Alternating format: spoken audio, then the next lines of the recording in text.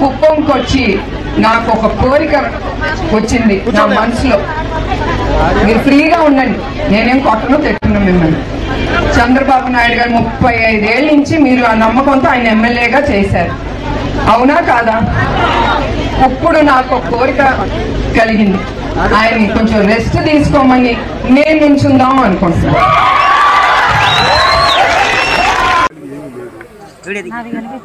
అలాగే లోకేష్ వచ్చి ఆయన చేతులు మరణ పెట్టేశాడు.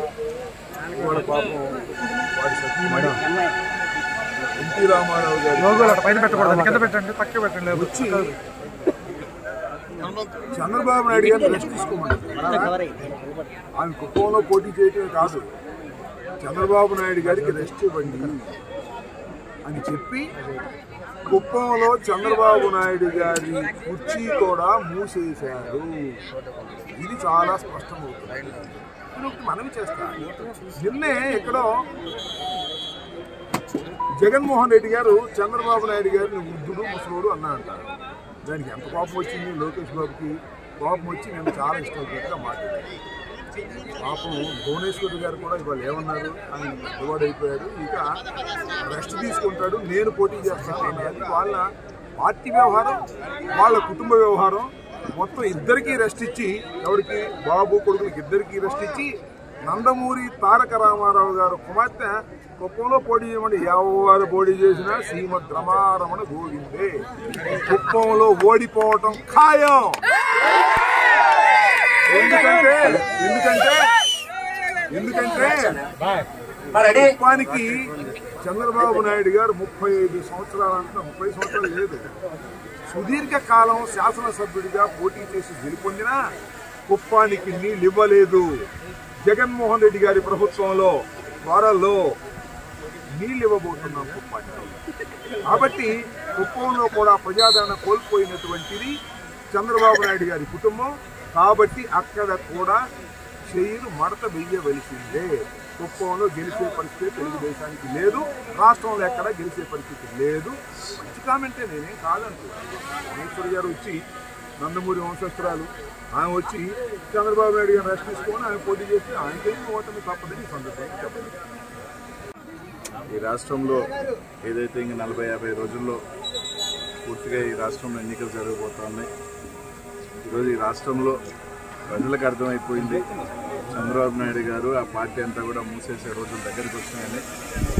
ఈరోజు చంద్రబాబు నాయుడు గారు సభ్యులు భువనేశ్వరి గారి మాటలే ఈరోజు వాళ్ళ కుటుంబ సభ్యులకు కూడా అర్థమైపోయింది, ఇంకా శాశ్వతంగా కూడా తెలుగుదేశం పార్టీ మూసివేసే పరిస్థితి వచ్చేసింది.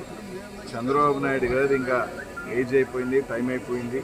ఆయన కొడుకు చూస్తే ఈరోజు పప్పుగా పనికిరాని ఇది తుప్పుగా ఈరోజు మిగిలిపోతూ ఉన్నాడు. కాబట్టి కనీసం ఈరోజు నన్నైనా గెలిపించండి అని దిగే పరిస్థితిలో ఈరోజు తెలుగుదేశం పార్టీ ఉందని చెప్పి ఈరోజు అడుగుతాం. గడ్డా లోకేష్ మాలోకం మంగళగిరిలో ఓడిపోతాడు, చంద్రబాబు నాయుడు గారికి వయసు అయిపోతుంది, సరే కనీసం నేనన్నా నిలబడతాను, నాకన్నా అవకాశం ఇవ్వండి, ఏదో గెలిచైనా సరే ఏదో ఆ కుటుంబం నుంచి ఆ పార్టీ నుంచి నేనన్నా ఎమ్మెల్యేగా అవుతానని చెప్పి బ్రతిమలాడుకునే పరిస్థితి ఈరోజు రాష్ట్రంలో ఉంది అంటే ఇకన్నా దౌర్భాగ్యమైన పరిస్థితి లేదు. ఖచ్చితంగా కూడా ప్రజలందరూ కూడా గమనిస్తాను. తప్పకుండా 2024లో ఈరోజు ఏదైతే ఈ పార్లమెంట్కి జగనన్న నన్ను నర్సపేట పార్లమెంట్కి ఇన్ఛార్జిగా ప్రకటించి ఈరోజు 7 శాసనసభ్యులు ఈ పల్నాడుకి సంబంధించి అందరూ కూడా మంచి మెజార్టీతో గెలిగిపోతూ ఉన్నారు. తప్పకుండా కూడా రాష్ట్రంలో కూడా మరోసారి డంకా బదిలించిపోతున్నారు. నారా భువనేశ్వరి గారి ప్రసంగం చూస్తే స్పష్టంగా అర్థమైపోతుంది చంద్రబాబు నాయుడు పని అయిపోయిందని. సో మేము ఏదైతే ఎన్ని రోజులు చెప్పుకుంటూ వచ్చామో ఈరోజు తన మనసులో మాట, చంద్రబాబు నాయుడుకి రెస్ట్ తీసుకునే వయసు వచ్చింది, ఇక ఆయన రెస్ట్ తీసుకుంటాడు, కుప్పంలో కంటెస్ట్ చేయాలని నాకు కోరికగా ఉంది అని చెప్పి భువనేశ్వరి గారు తన కోరిక బయట పెట్టడం చూస్తుంటే పాపం చంద్రబాబు నాయుడుకి పని అయిపోయిందన్న సంగతి అర్థమై ఉంటుందని అనుకుంటున్నాను. ఎందుకంటే ఈరోజు కుప్పం ప్రజలకి తాను 3 సార్లు ముఖ్యమంత్రి అయినా మంచినీళ్ళు కూడా ఇవ్వలేని పరిస్థితి. 26వ తేదీ జగన్మోహన్ రెడ్డి గారు వస్తున్నారు. కుప్పం చిరకాల కోరిక అయిన మరి హంద్రీ నివా ద్వారా ఏ విధంగా నీళ్లు ఇవ్వబోతున్నారో కళ్ళారా చూడబోతున్నారు. అంతేకాకుండా అక్కడ ప్రజలు కోరుకున్న విధంగా మున్సిపాలిటీని చేశాం, రెవెన్యూ డివిజన్ని చేశాం. ఈరోజు మీరు చూస్తే ప్రతి కుటుంబానికి సంక్షేమాన్ని అందిస్తూ ఈరోజు ప్రతి ప్రాంతాన్ని కూడా కుప్పంలో అభివృద్ధిని చేస్తుంటే ఇక చంద్రబాబు నాయుడు పని అయిపోయింది, ఇక్కడ ఆయన కూడా గెలిచే పరిస్థితి లేదు అనేది వాళ్ళకి అర్థమైంది. కాబట్టే తెలివిగా మా ఆయన రెస్ట్ తీసుకోవాలి, నేను కంటెస్ట్ చేస్తానని భువనేశ్వరి గారు చెప్పడం చూస్తుంటే అందరూ కూడా నవ్వుకుంటున్నారు. పోనీ ఇప్పటికైనా ఆమెకు అర్థమైందని. సో కుప్పం ప్రజలకే ఏమీ చేయని చంద్రబాబు నాయుడు ఈ రాష్ట్ర ప్రజలకు ఏమీ చేయడన్న సంగతి రాష్ట్ర ప్రజలకు తెలుసు. కాబట్టే కుప్పంతో సహా 2024 175కి 175 జగనన్న కొట్టబోతున్నాడు. ఈ రాష్ట్ర ప్రజలకి మరింత సంక్షేమాన్ని మరింత అభివృద్ధిని అందించబోతున్నారు. జై జగన్, జై జగన్, జై జగన్, జై జగన్.